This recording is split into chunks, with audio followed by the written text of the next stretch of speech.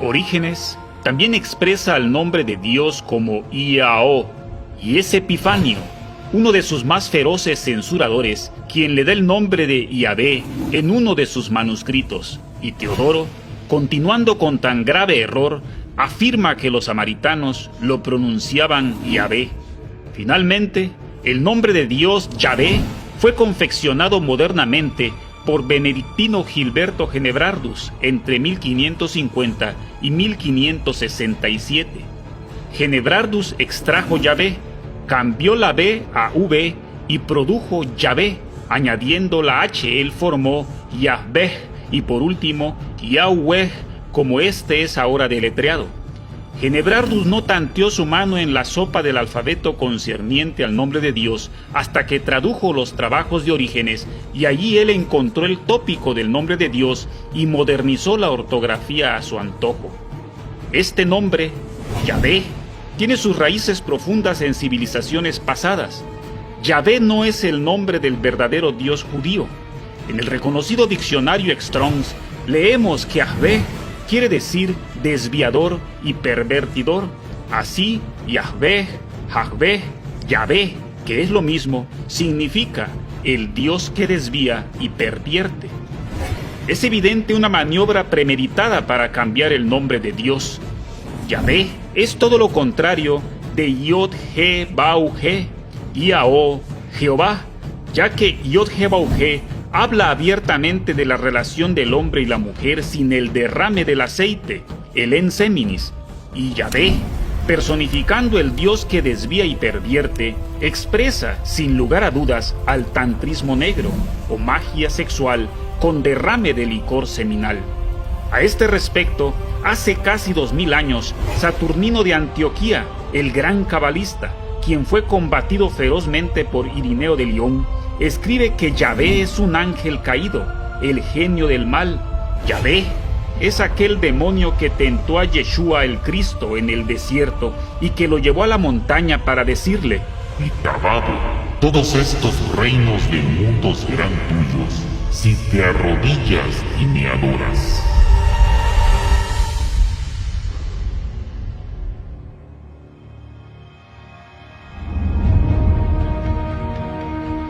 Jesús enseñó el gran misterio de la piedra Shen Hameforash a Simón, a quien más tarde llamaría Cefas, Pedro, piedra, poniendo el fundamento indispensable de toda auténtica obra divina. Incuestionablemente, todos los discípulos de Jesús llegaron a conocerlo, y por eso Pedro, el apóstol, el Pedro histórico, jamás fue venerado como cabeza principal de la Iglesia en los tiempos del cristianismo naciente. Esta piedra es la misma piedra filosofal de los alquimistas. Dicha piedra preciosa que confiere el poder de transmutar a los metales viles en metales preciosos y que es el elixir de la larga vida, es el resultado de la sabia mezcla de tres sustancias mágicas: azogue, sulfur y fior. Las iniciales latinas o alquímicas de estas tres sustancias forman el nombre velado de la práctica: el gran arcano, el gran secreto, el arcano AZF, simbolizado en el mito hebreo del arca de Noé, en donde entran para salvarse únicamente en pareja, varón y mujer, macho y hembra. Ese es el sexo, la magia sexual, y el sexo, siendo sagrado, es Pedro. También el mito del arca de Noé, Arcanoe o Arcano, fue expuesto de otra manera en la figura del arca de la alianza. Esta fue cubierta con un consagrado velo. Dentro y encima había una tapa propiciatoria hecha con la figura de dos querubines que con sus alas cubrían el arca y que sorprendentemente se encontraban en la posición de la cópula alquímica. Solamente un sumo sacerdote podía entrar tras el velo, y lo que había dentro de esta arca cúbica era asombrosamente 4 elementos: el bastón florecido de Aarón, la copa o cáliz sagrado que contenía el maná y el testimonio, es decir, las 2 tablas de piedra en donde se han escrito los 10 mandamientos. Estos son símbolos evidentemente sexuales. El bastón florecido, atributo masculino, y el atributo femenino, copa con maná, deben unirse en un lugar específico, el arca o arcano, conservando sus propiedades en una práctica, el testimonio o castidad científica para cumplir las 10 leyes. El testimonio son los 10 mandamientos de Dios que fueron entregados a Moisés en el monte Sinaí. Las frases testimonio, edut, conocimiento, daat y coito de varón y mujer, yadá, sacar, benej, kebaj, tienen una igualdad hebrea cabalística. Así queda explicado el porqué de 2 tablas para los mandamientos divinos y humanos.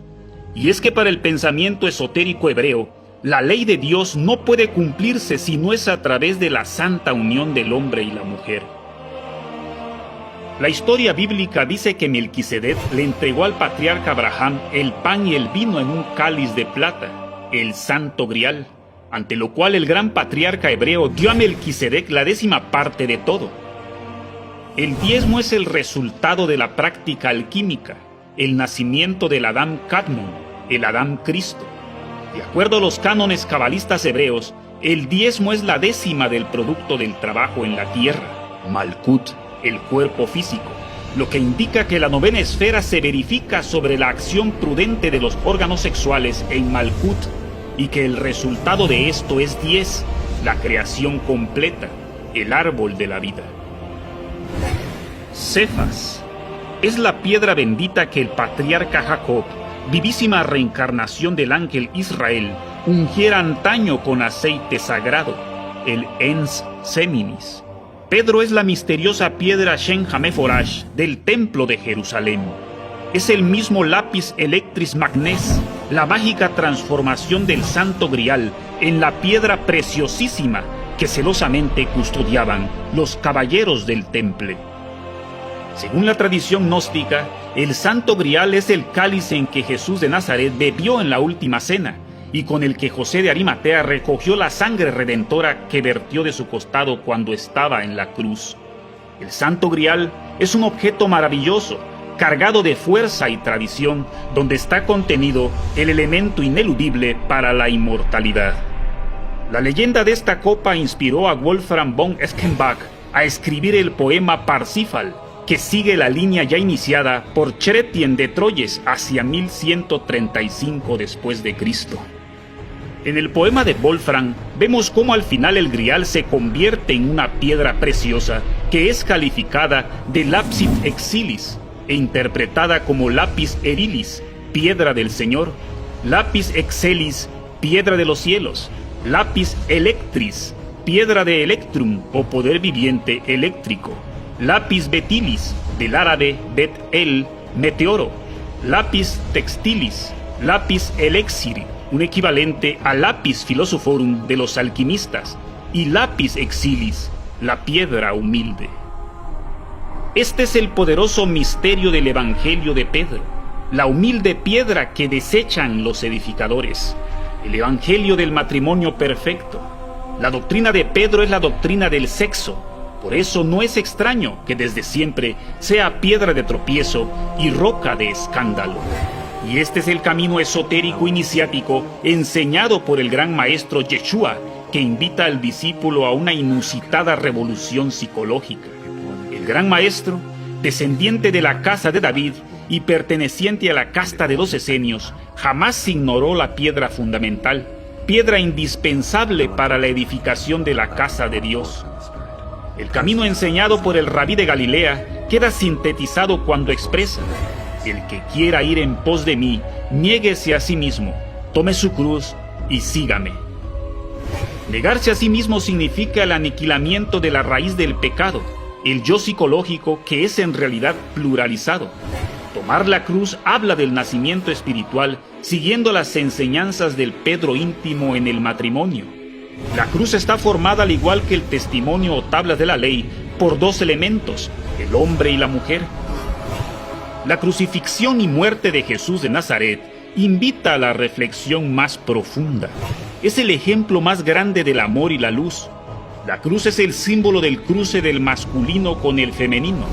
Hay que saber morir a todos los deseos en el cruce para irradiar la voluntad de Dios, el telema, el amor, el sexo visto con infinito respeto. Esto lleva a la creación de los cuerpos existenciales superiores del ser para convertirse en un habitante consciente de las regiones universales llamadas Sefirot en la Cábala judía. Los Sefirot son las esferas del árbol de la vida o árbol de la inmortalidad. Y seguirle significa sacrificio consciente, amar a la humanidad doliente llevándoles el mensaje, las buenas nuevas, el evangelio de la salvación. Los estudiosos ahora se cuestionan quién debería haber continuado la escuela de Jesús. Es bastante fascinante imaginar lo que habría pasado en Nicea y después de ello, si la perspectiva gnóstica hubiera sido la triunfadora. Me imagino que habríamos tenido un sentido más místico, un mayor sentido interior de lo que significa sentirse motivado como seguidor de Jesucristo. Habría sido una iglesia muy diferente, con características diferentes y otro tipo de sentido, un sentido más místico.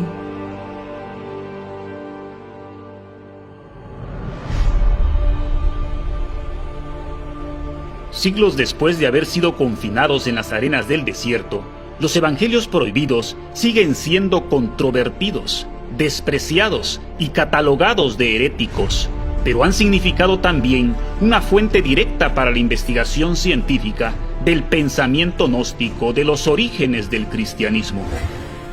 Como quiera que los estudios gnósticos han progresado extraordinariamente en estos últimos tiempos, ninguna persona culta caería hoy como antaño en el error simplista de hacer surgir las corrientes gnósticas de alguna exclusiva latitud espiritual.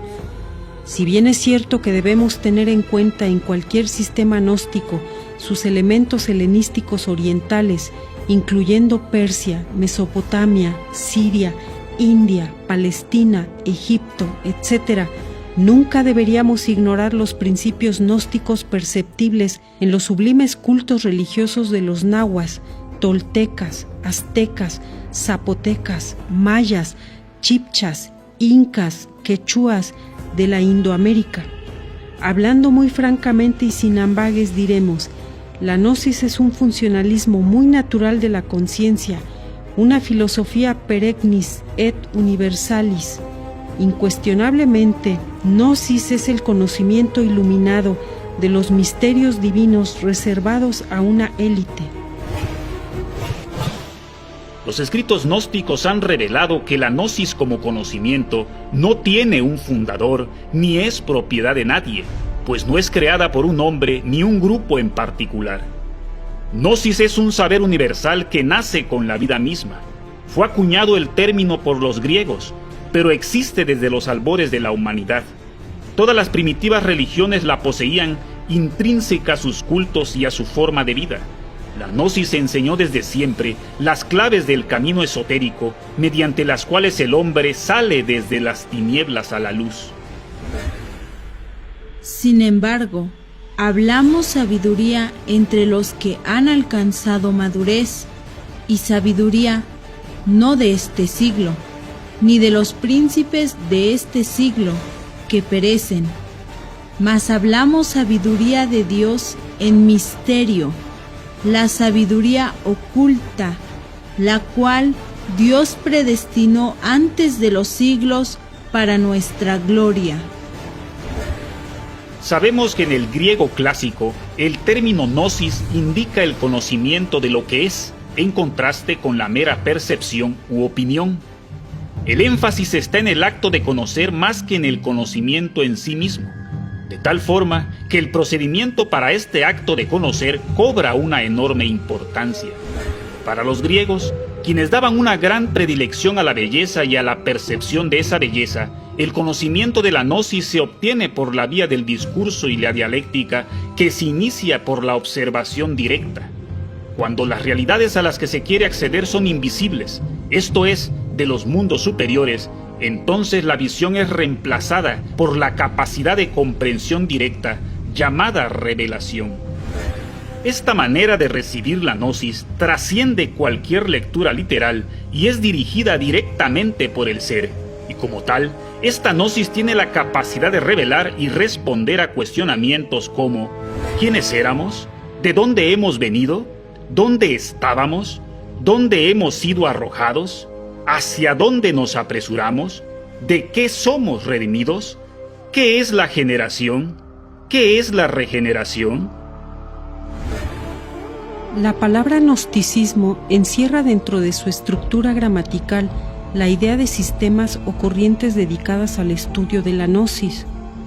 Este gnosticismo implica una serie coherente, clara, precisa de elementos fundamentales verificables mediante la experiencia mística directa, la maldición desde un punto de vista científico y filosófico, el Adán y Eva del Génesis hebraico, el pecado original y la salida del paraíso, el misterio de Lucifer náhuatl, la muerte del mí mismo, los poderes creadores, la esencia del Salvator Salvandus, los misterios sexuales, el Cristo íntimo, la serpiente ígnea de nuestros mágicos poderes, el descenso a los infiernos, el regreso al Edén, el don de Mefistófeles. Solo las doctrinas gnósticas que impliquen los fundamentos ontológicos, teológicos y antropológicos renglones arriba citados forman parte del gnosticismo auténtico. Cristianismo ortodoxo y cristianismo gnóstico son en absoluto dos perspectivas religiosas distintas. Los gnósticos hablan del conocimiento de sí mismo y de la vía crística iniciática como único medio de salvación. La vía ortodoxa dice que Cristo ya hizo el sacrificio y que la salvación se obtiene creyendo en Él, participando de su iglesia, aceptando la autoridad del clero, recibiendo los sacramentos y proclamando el credo apostólico.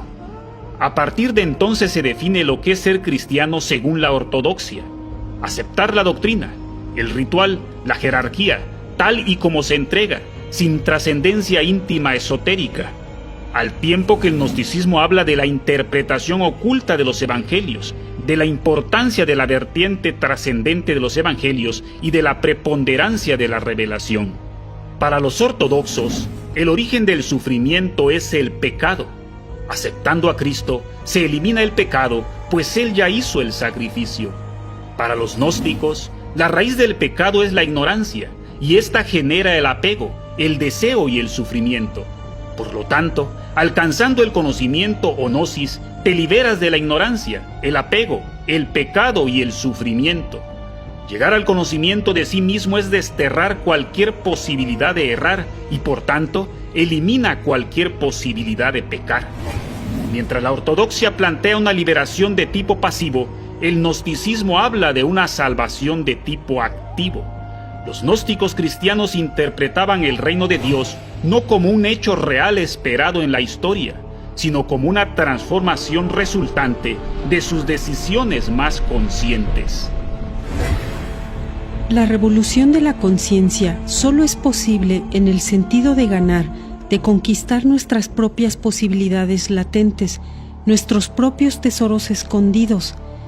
La autorrealización íntima es la revolución de la conciencia, y ésta jamás puede revolucionarse inconscientemente. La revolución del hombre es la revolución de su voluntad, y jamás podría ser una revolución involuntaria de tipo mecánico.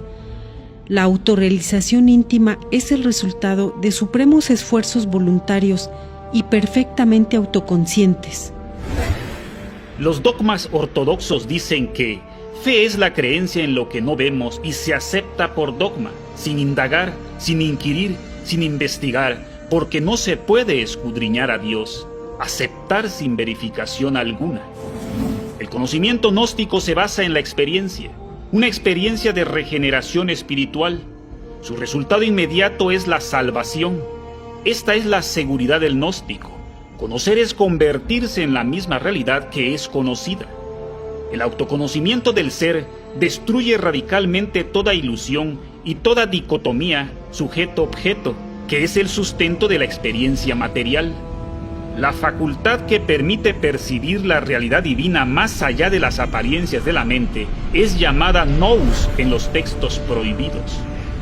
La revelación gnóstica es siempre inmediata, directa, intuitiva. Excluye radicalmente a las operaciones intelectuales de tipo subjetivo y nada tiene que ver con la experiencia y ensamble de datos fundamentalmente sensoriales. La inteligencia o nous, en su sentido gnoseológico, si bien es cierto que puede servir de basamento a la intelección iluminada, se niega rotundamente a caer en el vano intelectualismo. La revelación gnóstica, al trascender cualquier experiencia de los sentidos, se eleva a la categoría de una experiencia mística, una revelación que capta aquello que se conoce de manera instantánea y total. Esto es muy importante porque nos hace entender que el conocimiento intelectual queda subordinado a la esfera de la acción moral, a la que definitivamente la gnosis no pertenece. Se abre entonces una brecha entre la moral de la personalidad y la ética del ser, entre la mera información de los sentidos y la experiencia mística, una brecha que, de no ser resuelta, impide el acceso al verdadero conocimiento. Uno no alcanza la iluminación fantaseando sobre la luz, sino haciendo consciente la oscuridad. Esta fue la tarea a la que se dedicaron los místicos gnósticos cristianos, siguiendo muchos de ellos las pautas de los filósofos neoplatónicos. ¿De qué manera obtener la experiencia de Dios y no por la vía de la intuición? La única manera de lograrlo residía en la capacidad de producir un vacío mental que permitiera ser absorbido por lo divino, generando un arrebatamiento y transformación espiritual que en el gnosticismo es conocido como iluminación. Este proceso, lejos de reducirse solamente al carácter simbólico tradicional, es para los gnósticos el elemento primordial que posteriormente se transforma en una fuerza, en un poder de la vida incorruptible y divina a la que se anhela volver definitivamente y que es llamada en el mito gnóstico el Lumen Dei, la luz de las luces.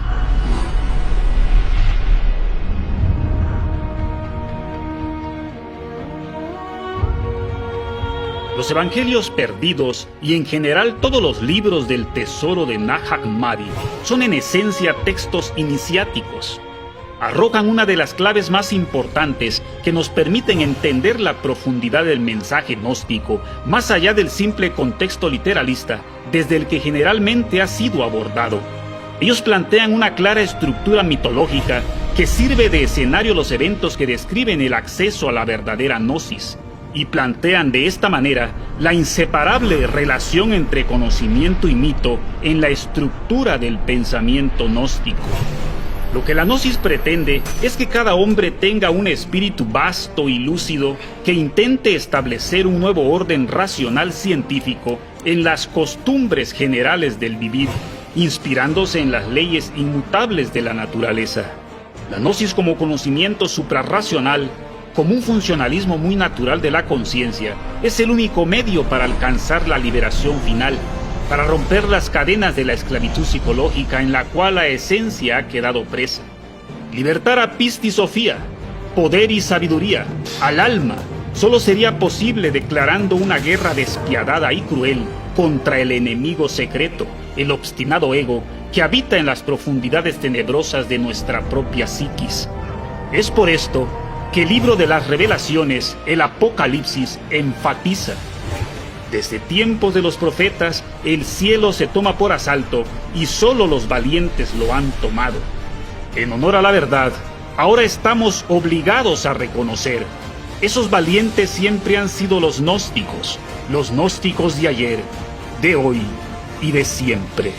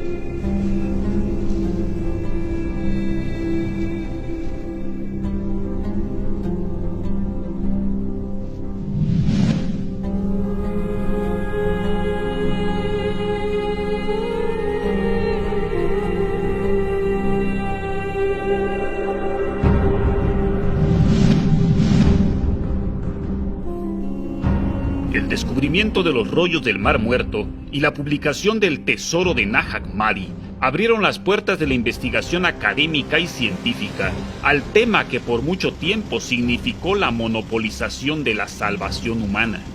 Muchos siglos de manipulaciones de la conciencia global pesan sobre esta humanidad del siglo XXI. El templo de la sabiduría fue profanado y ciencia, arte, filosofía y religión se prostituyeron cayendo en manos de los perversos que al mercadear con las almas de aquellos hombres y mujeres sencillos y sinceros buscadores de la paz espiritual, cerraron las puertas de la auténtica redención. Y no era para menos. El desconocimiento de la verdad y el fanatismo dogmático siempre trae consigo toda clase de formulismos vacíos y torpes que terminan por edificar un monumento tenebroso a la mentira, que para protegerse toma como piedra de sostén la propagación del miedo. Hoy, la verdad emerge de entre las cenizas del pasado, haciendo temblar las viejas estructuras para establecer un nuevo orden entre el augusto tronar del pensamiento. Hoy, ninguna persona verdaderamente culta caería en el absurdo de considerar infalible la opinión de los líderes corruptos que sumergieron a la humanidad en la más terrible oscuridad que jamás se había visto. Estamos en la era de las revelaciones apocalípticas. Ha llegado el momento más terrible para esta humanidad que se debate entre la vida y la muerte.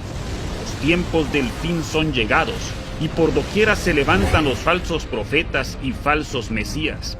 La confusión mundial es evidente y solo la luz de las luces podrá guiar a los hombres puros a resolver el dilema del ser y del no ser de la filosofía secreta.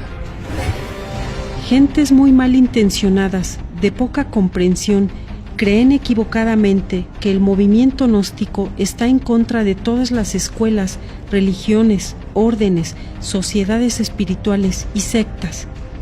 Nada puede estar más lejos de la verdad que el considerársenos enemigos de todas esas organizaciones mencionadas. Realmente, nosotros no estamos en contra de nadie, solo señalamos, indicamos dónde está el peligro.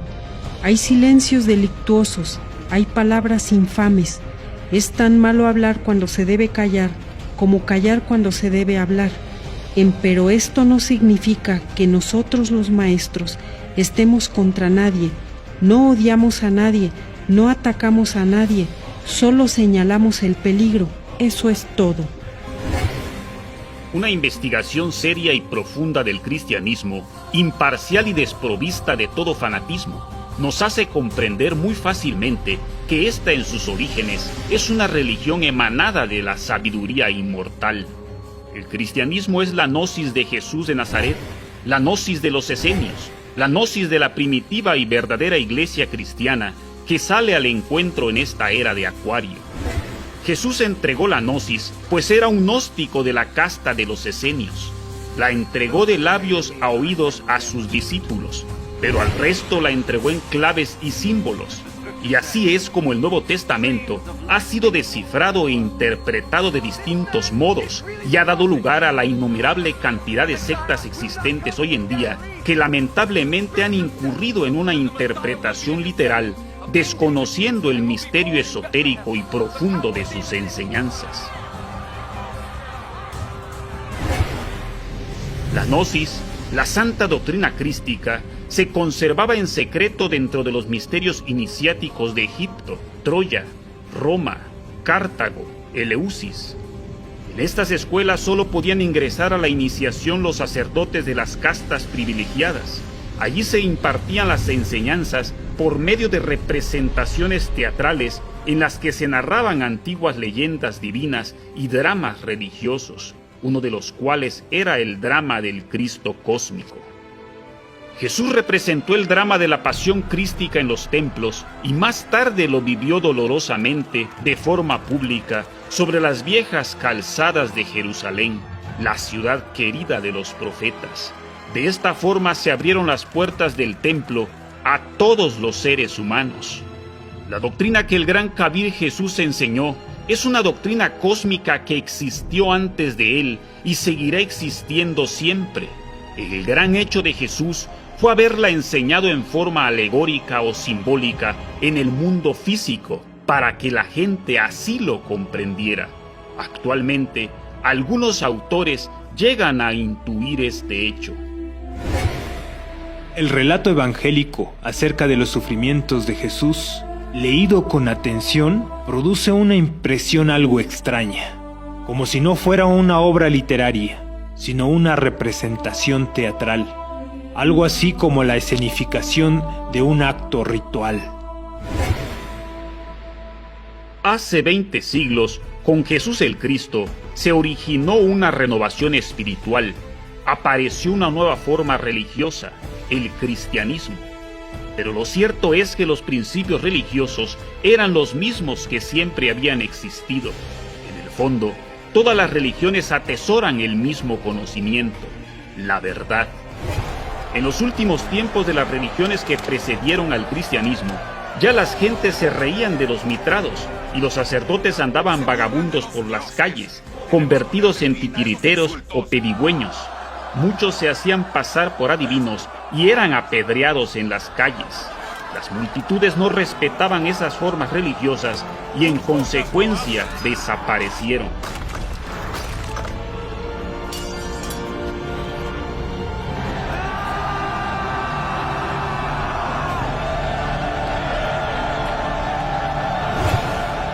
Es entonces cuando los eternos principios religiosos se revisten con nuevas formas para iniciar una nueva era con Jesús el Cristo.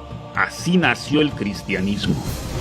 Se puede asegurar que la obra de Jesús fue una necesidad de la época porque la antigua forma religiosa de los romanos iba hacia su completa degeneración y muerte.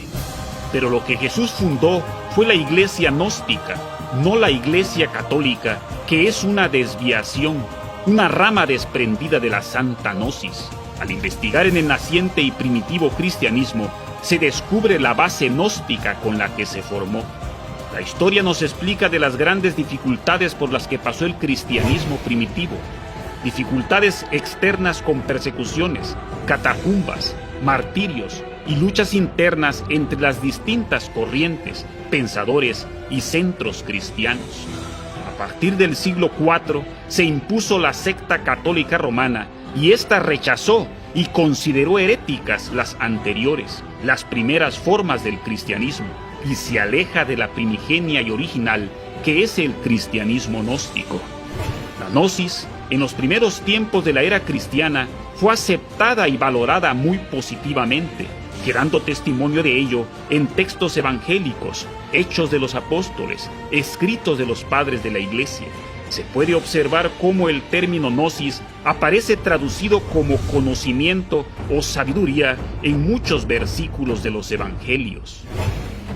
Os ha sido dado conocer los misterios del reino de los cielos. A vosotros os he llamado amigos, porque todo lo que he oído de mi Padre os lo he dado a conocer. Y esta es la vida eterna, que te conozcan a ti, el único Dios verdadero. El verdadero objeto de la fe es la gnosis. Creer es aceptar el credo, mientras que la gnosis equivale a conocer a Dios por vía mística, constituyendo el perfeccionamiento o último estadio de la vida de la fe. Al pasar el tiempo, parte de los primeros cristianos rechazaron la gnosis porque solo llegaron a conocer una parte simbólica, cargada de mitos y leyendas que calificaron de fantasías, y empezaron a negar que Jesús y sus discípulos tuvieran verdaderas enseñanzas esotéricas. Pero al analizar los hechos se comprueba que, desde siempre, todas las religiones, incluido el judaísmo, transmitían parte de sus doctrinas solo a individuos seleccionados a través de ritos sagrados, objetos simbólicos, juramento de silencio y formación de castas privilegiadas. También los primeros padres de la Iglesia hablan en sus escritos de la tradición esotérica del cristianismo. Los evangelistas mantuvieron oculta, apócrifan, la explicación que Jesús daba de la mayor parte de las parábolas. Clemente de Alejandría explica que existen unas enseñanzas reservadas a unos pocos, transmitidas oralmente y que constituían la tradición gnóstica. A Santiago el Justo, a Juan y a Pedro confió el Señor después de su resurrección la gnosis. Estos la comunicaron a los demás apóstoles, y los otros apóstoles la confiaron a los 70, uno de los cuales era Bernabé. Así fue como después de varias generaciones de cristianos, el rechazo al esoterismo provocó que en adelante la gnosis cristiana y la enseñanza esotérica sobrevivieran disimuladas y al margen de las instituciones oficiales de la dogmática ortodoxia romana. Hoy, ninguna persona culta caería como antaño en el error simplista de hacer surgir las corrientes gnósticas de alguna exclusiva latitud espiritual. Se sabe que el gnosticismo es anterior a la predicación del Evangelio y que los principios gnósticos aparecen casi mágicamente en todas las grandes filosofías y religiones antiguas, ya que la gnosis es el divino saber que los dioses de la aurora revelaron a los hombres. Por lo tanto, la gnosis es un funcionalismo muy natural de la conciencia, una filosofía perennis et universalis. Estas sectas y escuelas lucharon para que el naciente cristianismo conservara todos los misterios de las antiguas religiones. A pesar de que la Iglesia Católica Romana, a lo largo de la historia, los calificó de herejes y ha querido olvidarlos, hoy resurgen a través de las investigaciones, sacando a la luz aspectos que habían permanecido escondidos y que nos ayudan a comprender el verdadero esoterismo de la doctrina cristiana. Pocos son capaces de expresar con justicia opiniones que difieran de los prejuicios de su contorno social. La mayoría no se atreve ni a elaborarlas.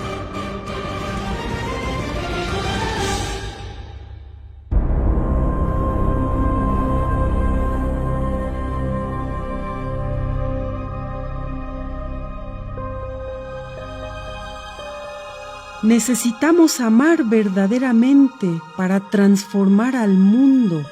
Necesitamos unirnos para levantar entre todos nosotros el templo maravilloso de la nueva era que en estos momentos se está iniciando entre el augusto tronar del pensamiento. Después de 14 siglos de silencio, reaparece ante el veredicto solemne de la conciencia pública la gnosis de ayer, de hoy y de siempre.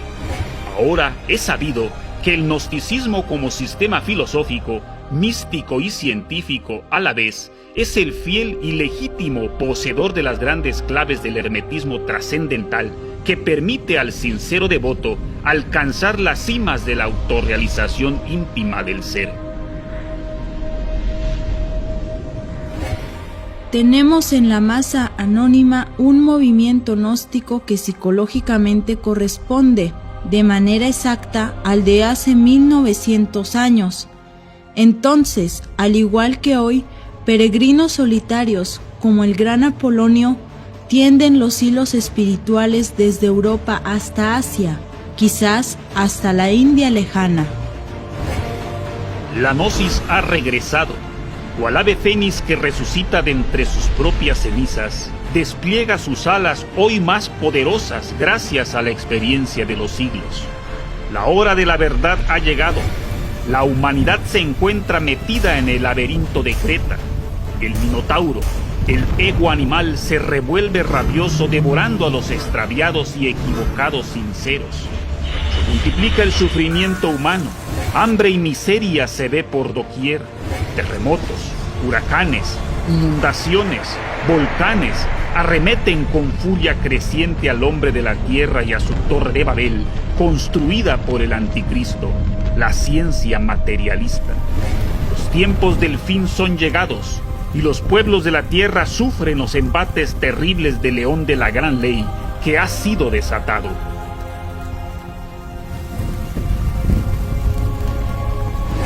En aquel tiempo se levantará Miguel, el gran príncipe que está de parte de los hijos de tu pueblo. Y será tiempo de angustia, cual nunca fue desde que hubo gente hasta entonces. Pero en aquel tiempo será libertado tu pueblo, todos los que se hallen escritos en el libro. Y muchos de los que duermen en el polvo de la tierra serán despertados, unos para la vida eterna y otros para vergüenza y confusión perpetua. Los entendidos resplandecerán como el resplandor del firmamento, y los que enseñan la justicia a la multitud como las estrellas a perpetua eternidad. Pero tú, Daniel, cierra las palabras y sella el libro hasta el tiempo del fin. Muchos correrán de aquí para allá, y la ciencia se aumentará.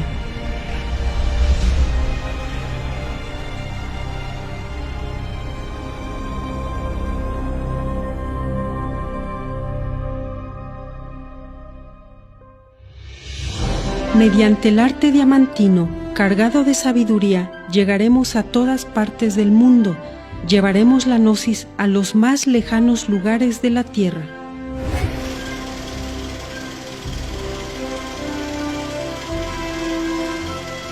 A finales del siglo XIX y comienzos del siglo XX, distinguidos personajes reconocidos como maestros, entre los cuales citaremos a Elena Petronila Blavatsky, Mario Rosso de Luna, Charles Leadbeater, Krishnamurti, Rudolf Steiner, Sivananda, Francisco Propato, Arnoldo Krumheller, Gurdjieff y Pedro Uspensky, enseñaron públicamente las primeras letras de la doctrina secreta, pero sin detenerse demasiado en el análisis de ciertos aspectos gnósticos que habrían de ser develados a partir del año 1950. El mismo Rudolf Steiner, uno de los más distinguidos representantes del gnosticismo en el siglo XX, declaró en 1912 que ellos, los iniciados de su época, solo habían comunicado una enseñanza elemental, sencilla, incipiente, advirtiendo de paso que luego, más tarde, se entregaría a la humanidad una doctrina esotérica de orden superior, de tipo trascendental. Además de los autores nombrados, hombres y mujeres que dentro de sí mismos establecieron los principios gnósticos, muchas personas cultas se han interesado por conocer las raíces del gnosticismo. Se han preocupado por saber si la gnosis es ciertamente, como dicen algunos, un monumento de fantasías extravagantes, de extraños mitos, o si por el contrario, como acertadamente señalan otros, es un conocimiento trascendental, infinitamente superior a la razón, que unido a la sabiduría primordial original, es la fuente de todas las religiones del mundo. Con base en este interés, la vieja Europa pudo enterarse, a través de autores como Eugène de Fayet, Bossuet, Hans, Jean Dorés y muchos otros, que las doctrinas gnósticas son algo más que herejías inmanentes al cristianismo y que si bien los gnosticismos son muy diversos, ellos constituyen una actitud existencial con características propias. El gnosticismo, indican los pioneros de la gnosis en el mundo contemporáneo, es un conjunto de ideas y sistemas científicos, filosóficos, artísticos y religiosos que tienden a reaparecer incesantemente en épocas de grandes crisis políticas y sociales.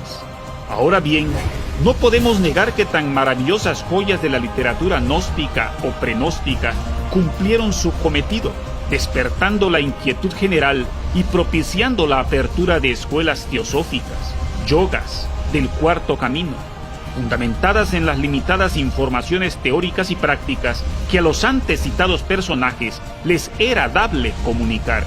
Pero la verdadera revolución en este campo se produce con la aparición del libro El matrimonio perfecto, escrito por el maestro Samael Aumbeor, concretamente en el año 1950, texto que provocó un gran entusiasmo entre los estudiantes de las diversas escuelas, religiones, órdenes, sectas y sociedades esotéricas, y cuyo resultado fue la aparición del movimiento gnóstico, que empezó con unos cuantos comprensivos y se volvió completamente internacional.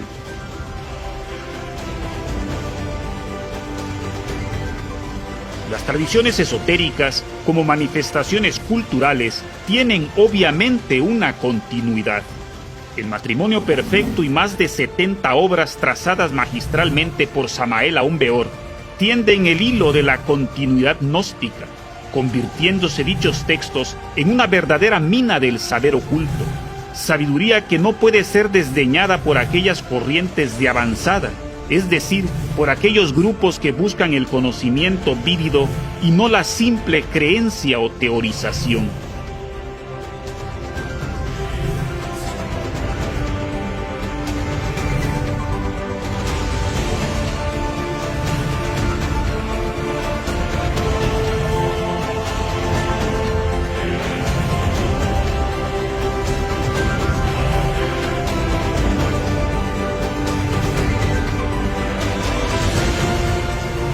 Samael Aún Weor es, ante todo, un continuador de la obra emprendida por aquellas esclarecidas inteligencias de la gnosis de principios del siglo XX. A él le ha tocado aclarar y simplificar, le ha tocado incluso develar ciertos aspectos doctrinarios que tan notables esoteristas omitieron o no llegaron a conocer. Tal es el caso, por ejemplo, de los misterios del sexo, o de las técnicas adecuadas para la disolución del yo, del ego, los factores psicológicos que embotellan la conciencia humana y la mantienen en estado de sueño, o del análisis de las leyes evolutivas e involutivas, tema que en aquel entonces solo fue rozado superficialmente. Los fines y propósitos de esta sabiduría que hoy reaparece al margen de los dogmas, de la falsa espiritualidad, y de las pseudoescuelas que desgraciadamente se han convertido en aulas de negocios, están expuestos por el maestro Samael en los siguientes términos. Nosotros no queremos idólatras, ni nos interesan los secuaces. Nosotros solo somos postes de indicación. Nuestra labor no es proselitista. Indicamos con pensamiento lógico y concepto exacto el camino a seguir para que cada cual llegue hasta su maestro interno, el real ser interior que mora en silencio dentro de cada uno de ustedes. Les informaremos que la sabiduría pertenece al ser y que las virtudes y dones no son cuestión de poses ni de fingidas mansedumbres, sino realidades terribles que nos convierten en poderosos robles contra los cuales se estrellan los vendavales del pensamiento, las amenazas de los tenebrosos y la contumelia de los malvados. Esta sabiduría es para los rebeldes de todas las escuelas, para los que no contemporizan con amos, para los inconformes de todas las creencias, para los que aún tienen algo de hombría y les queda en su corazón una chispa de amor. No nos interesan los dineros de nadie, ni nos entusiasman las cuotas, ni las aulas de ladrillo, cemento o barro, porque somos asistentes a la catedral del alma y sabemos que la sabiduría es del alma. No andamos en busca de seguidores, solo queremos que cada cual se siga a sí mismo, a su propio maestro interno, a su real ser, porque éste es el único que puede salvarnos y redimirnos. No queremos más farsas, ahora queremos realidades vivientes, ahora queremos prepararnos para ver, oír y palpar los grandes misterios de la vida y de la muerte. Ahora queremos empuñar la espada de la voluntad para romper todas las cadenas del mundo y lanzarnos en forma terrible a una batalla para la liberación, porque sabemos que la salvación está dentro del hombre. Samael Aún Weor es un auténtico maestro gnóstico de la revelación. Es el superhombre de la síntesis de los tiempos modernos, quien como verdadero avatar y encarnación terrestre de la suprema compasión de Dios, pone las claves de la autorrealización íntima del ser al alcance de cualquiera que quiera llevarla adelante. Esta es la gnosis del siglo XXI, el crístico mensaje de la era de Acuario, la gnosis que el gran ejército de salvación mundial difunde victorioso sobre la faz de la tierra y que permite entrar de lleno en el sanctum regnum del conocimiento que trasciende el vano intelectualismo subjetivo y acerca al hombre a las fuentes del auténtico saber que alimentó las primitivas doctrinas creadas por aquellos que en el mundo han sido. Es la gnosis del siglo XXI, una puerta de entrada a la iniciación, al Sancta Sanctorum del templo de la ciencia pura, donde se logran conocer los postulados que predicaron y practicaron los jinas solitarios del Asia Central, Diogenes, hierofantes egipcios, pitagóricos, antiguos rosacruces, masones legendarios y alquimistas medievales. Esta es la doctrina de los caballeros del Temple y su búsqueda del Santo Grial. Esta es la piedra viva de Jacob, el apis electris magnes, explicado dialécticamente.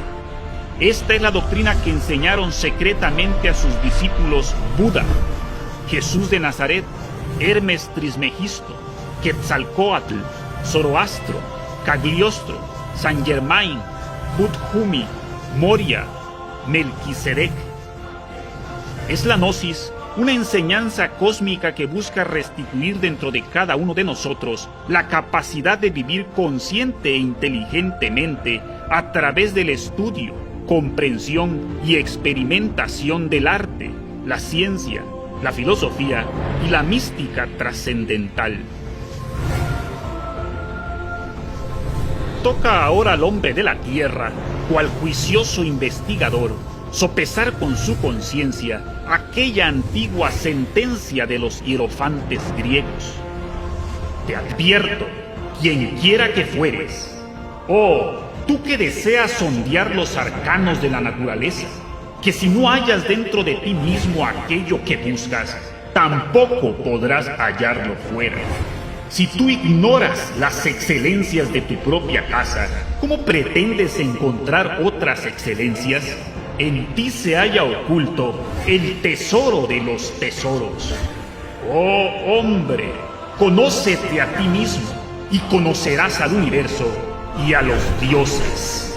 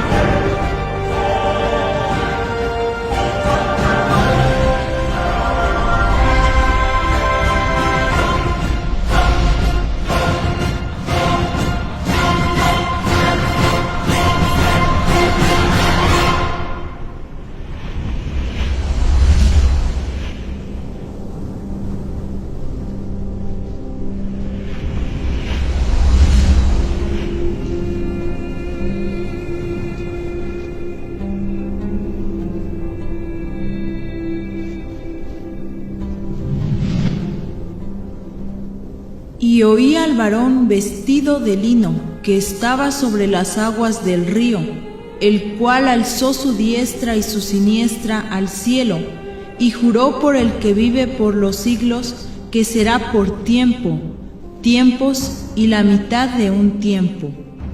Y cuando se acabe la dispersión del poder del pueblo santo, todas estas cosas serán cumplidas. Mirad, que nadie os engañe, porque vendrán muchos en mi nombre diciendo, yo soy el Cristo, y a muchos se engañarán, y oiréis de guerras y rumores de guerras. Mirad que no os turbéis, porque es necesario que todo esto acontezca, pero aún no es el fin, porque se levantará nación contra nación, y reino contra reino, y habrá pestes, y hambres, y terremotos en diferentes lugares, y todo esto será principio de dolores. Entonces os entregarán a tribulación, y os matarán, y seréis aborrecidos de todas las gentes por causa de mi nombre.